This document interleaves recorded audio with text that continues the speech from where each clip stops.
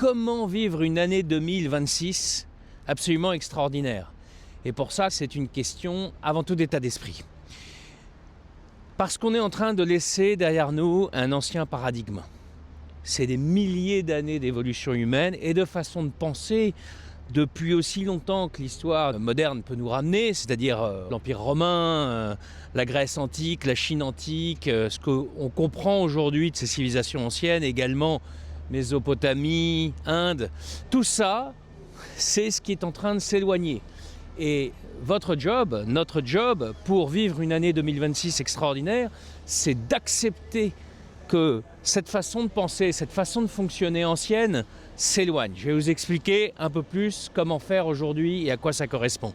Et donc tout ça pour accueillir, parce qu'on ne peut pas remplir une outre à moitié pleine. Donc l'idée, c'est d'abord de nettoyer l'ancien pour pouvoir rentrer dans le nouveau, un nouveau paradigme qui est beaucoup plus lié à une conscience élevée, à l'amour, à une vision panoramique des choses 360 degrés et beaucoup plus d'amusement et de liberté à l'intérieur de vous. Accrochez vos ceintures, ça va être vraiment intéressant puisque je vous explique tout ça du point de vue de l'énergie comme toujours. Donc l'ancien paradigme, c'est quoi? C'est un paradigme qui était lié à la dualité. Le noir, le blanc, je juge, j'aime pas, j'aime Trump ou je le déteste, j'aime Poutine ou je le déteste, ou je suis pro la guerre en Ukraine ou je suis contre. Idem pour Gaza et Israël, idem pour tel et tel homme ou femme politique, ou telle personnalité du monde du spectacle, je l'aime, je ne l'aime pas. Et en permanence, l'esprit humain, votre esprit, notre esprit, est soumis à cette façon de voir, cette façon de faire de l'ancien paradigme qui est dans la dualité. Dualité, ça veut dire le chiffre 2, c'est-à-dire que je suis tout le temps en train d'osciller entre pour et contre, et en fait, dans cette oscillation, je ne trouve jamais, quelle que soit la justesse de mes opinions, je peux avoir raison ou pas, ça ne change rien, je ne trouve jamais mon centre. Oui, parce que je suis toujours divisé entre le pour, le contre, entre le noir, le blanc, entre le j'aime pas. Entre aujourd'hui il fait beau, je suis content, ou il pleut, c'est ce que je disais hier à un chauffeur de taxi, vous avez vu la belle journée? Oui, mais ce matin il faisait très mauvais. Pourquoi est-ce qu'il avait besoin de me raconter ça? Toujours la dualité. Donc dans cette dualité, vous ne trouvez jamais votre centre, vous êtes toujours en train de vivre des hauts et des bas, et en fait, vous ne pouvez pas trouver votre bonheur. Et surtout, ce qui est important, c'est le centre. J'en parlais ce matin à un ami qui est un Bouddha, Michel. Pour ceux qui m'ont déjà entendu en entendre parler, c'est un Bouddha vivant, incarné. Et en fait, on se disait, il n'y a pas de vérité, parce qu'il y a autant de vérité qu'il y a de trillions d'individus, d'espèces dans l'univers, et notamment 8 milliards sur Terre. Non, par contre, ce que l'on peut chacun vivre, c'est notre centralité. C'est-à-dire que je suis dans mon centre, je suis authentique par rapport à qui je suis, et je vais tout vivre par rapport à cette authenticité. Donc ça, le centre, c'est le nouveau paradigme. Parce que auparavant, vous l'avez compris, en fait, c'est tout le temps la séparation, c'est tout le temps quelque chose de nouveau qui attire mon attention vers l'extérieur, un nouveau drame, une nouvelle crise, un nouveau fait divers, des gens qui se sont fait massacrer. Et quelquefois, selon l'intensité de la nouvelle, vous avez pu le constater en 2025 comme dans beaucoup d'autres années, on peut rester accroché à un massacre qui a eu lieu il y a 2 ans, tout comme on peut rester accroché à des massacres qui ont eu lieu il y a 80 ans ou 150 ans. Et du coup, on reste complètement collé dans le passé, incapable de s'adapter à l'instant présent et restant complètement collé donc à un drame, à une situation très lourde et négative qui ramène toute la communauté vers le bas. Donc ça, c'est vraiment l'ancien paradigme, c'est celui qui est focalisé, obsédé, en permanence, sur tout ce qui est négatif, sur tout ce qui est dramatique, sur tout ce qui divise, sur tout ce qui fâche, sur tout ce qui nous rabaisse. Donc vous avez compris, c'est toute une question de vibration.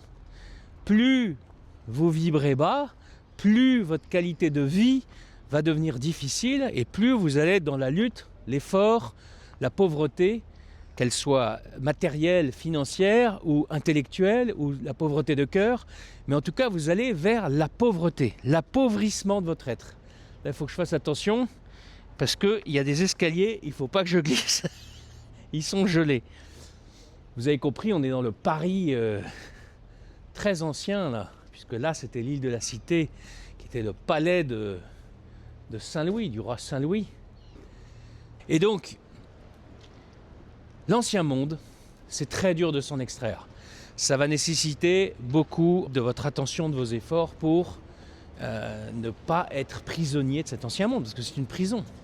Alors quel est le nouveau monde, quel est le nouveau paradigme? Là, c'est fascinant, et ouvrez bien vos oreilles et surtout ouvrez bien votre cœur, parce que c'est absolument passionnant.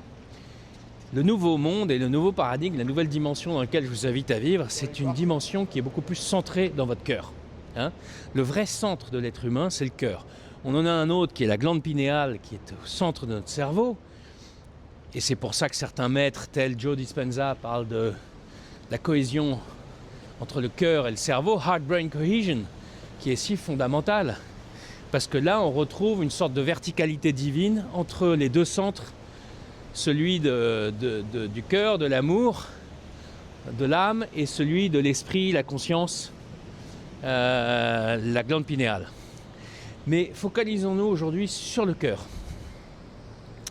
Quand vous êtes dans votre centre, vous avez la capacité à être beaucoup plus détaché de tout.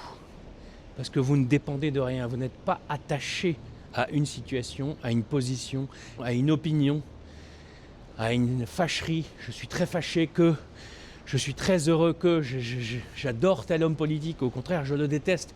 Vous comprenez, vous êtes libre de tous ces courants émotionnels extrêmement emprisonnants et prégnants, et vous pouvez avoir des opinions. Du coup, si on parle ne serait-ce que de quelque chose qu'on aime beaucoup, nous, ceux qui parlons la langue française dans cette culture de la France, c'est la variété des idées, la nuance, la subtilité des idées et du débat. Ne serait-ce que de ce point de vue-là, c'est passionnant ce nouveau paradigme, parce que vous vous rendez compte que sur Trump, par exemple, ou sur je ne sais quel autre sujet, vous pouvez avoir toutes sortes d'opinions. Il n'y a pas tout noir, tout blanc. La discussion que j'avais avec mon ami le Bouddha Michel sur Trump était passionnante, parce qu'on était complètement en dehors de tout jugement que je peux entendre quand je parle avec mes amis ou d'autres interlocuteurs sur ce même sujet. C'est-à-dire qu'on étudiait juste sa façon de penser. Il a toujours une longueur d'avance, comme un joueur d'échecs. En fait, c'est un deal maker. Pendant que je vous raconte tout ça, on est en train de s'approcher de Notre-Dame de Paris, bien sûr magnifique. Et donc, on évoquait juste l'intelligence, le type d'intelligence de ce personnage, qui est un déstructureur, en fait, c'est un déstabilisateur. Il déstabilise, comme il vient de le faire avec le Venezuela, on le voit bien, il déstabilise en fait absolument tout le monde. Par exemple là, en frappant très fort en Venezuela, en faisant en 3 jours ce que les Russes n'ont pas réussi à faire en 3 ans en Ukraine. Et puis grosso modo, il dit à tout le monde, ben voilà, le continent américain, c'est le nôtre. Grosso modo, il lance un message au monde entier. Bon, encore une fois, on n'était pas dans le jugement bien ou mal, on était en train d'étudier sa façon de faire. Mais on disait surtout qu'il est déjà sur autre chose, il est déjà sur un autre sujet. Peut-être il va vous reparler du mur, ou peut-être il va vous parler de l'économie, ou du bitcoin, ou trouver un moyen de s'enrichir. Quoi qu'il en soit, c'est une façon d'étudier un personnage qui ne suscite que des opinions dualistiques. C'est bien, c'est pas bien, c'est le mal incarné, ou au contraire, c'est notre sauveur. Et remplacer ça, parce que c'est complètement idiot, bien sûr, cette façon de voir noir ou blanche, remplacer ça par une opinion qui d'abord mélange les différents types d'opinions qu'on peut avoir sur lui, et pour ça, rien ne vaut une bonne recherche que vous faites de votre côté pour essayer d'étudier les différentes opinions qu'il y a sur chaque sujet. Vous comprenez, le sujet, c'est pas du tout Trump, là. Le sujet, c'est vous, en tant que chercheur et en tant que personne qui pouvait mettre en place en vous un nouveau paradigme. Et donc, de ce point de vue-là, c'est passionnant d'être centré en vous, d'échapper à la dualité tout noir, tout blanc, et surtout de vous autoriser d'avoir une variété de pensées et qui est mu par le cœur. Parce que le cœur, quand le cœur est aimant, il est libre. Vous êtes libre. Vous pouvez aimer vos amis comme vos ennemis. Vous aimez tout comme étant une partie de vous-même en fait. Tout ça, c'est le je suis. Il n'y a pas de séparation. Donc il n'y a pas moi et l'extérieur. Il n'y a pas moi et ce cycliste. En fait, je suis le tout. Vous comprenez? C'est comme ça qu'un philosophe, un initié, en tout cas, essaye de vivre les choses. C'est tout est un. Il n'y a pas de séparation. Et c'est ça le nouveau paradigme. Quand vous comprenez que tout est un, alors il y a autre chose qui se met en place. Et c'est là que je veux en venir à la conclusion de ce que je veux vous apporter aujourd'hui. Et avant de vous livrer cette conclusion, merci de cliquer sur souscrire à cette chaîne si vous voulez en savoir plus, que je vais partager avec vous beaucoup de richesses, de sujets intéressants. N'hésitez pas à me laisser en commentaire également des questions et des sujets dont vous aimeriez que je parle, soit à travers des shorts, soit à travers des longues vidéos. Et également, partagez cette vidéo, parce que dans cette vidéo, dans toutes mes vidéos, il y a de l'énergie. Je vous mets dans la fréquence énergétique de ce dont je parle. Donc rien qu'en regardant cette vidéo, même si vous n'êtes pas d'accord avec tout, ou même si tout n'est pas hyper clair, en fait vous êtes déjà en train de rentrer dans la fréquence de liberté, d'amour, de centralité, de cœur dont je vous parle. C'est merveilleux. N'hésitez pas à me faire part aussi dans vos commentaires de votre appréciation, de votre si vous appréciez ça. Donc la conclusion, c'est que en fait, quand vous êtes dans le centre, quand vous êtes dans l'amour, ça veut dire qu'il faut effectivement y consacrer un certain temps, une certaine énergie à être dans le centre, à être dans votre cœur. Parce que c'est un certain type d'attention qui est différent de la façon dont on avait de vivre avant. Puisqu'avant, on vivait dans la tête et dans l'action. Là, on est centré dans le cœur. Eh bien, vous êtes dans le jeu. Comme un enfant. Vous vous amusez. C'est le jeu de l'enfant. C'est Jésus qui a dit, laissez venir à moi les petits enfants, car le royaume des cieux leur appartient. Le royaume leur appartient. Il faut remettre ça dans son contexte. Vous avez des disciples qui sont des géants en tant qu'êtres humains, vibratoirement, parce qu'ils ont réussi par leur puissance vibratoire, ces disciples, les apôtres, à propager une philosophie, une religion, une croyance liée aux enseignements de Jésus de façon mondiale. Ils essayent d'écarter des petits enfants qui essaient de s'approcher de Jésus. Et lui, il les rabroue, il leur dit « mais vous n'avez pas idée de ce que vous faites ». Il les engueule.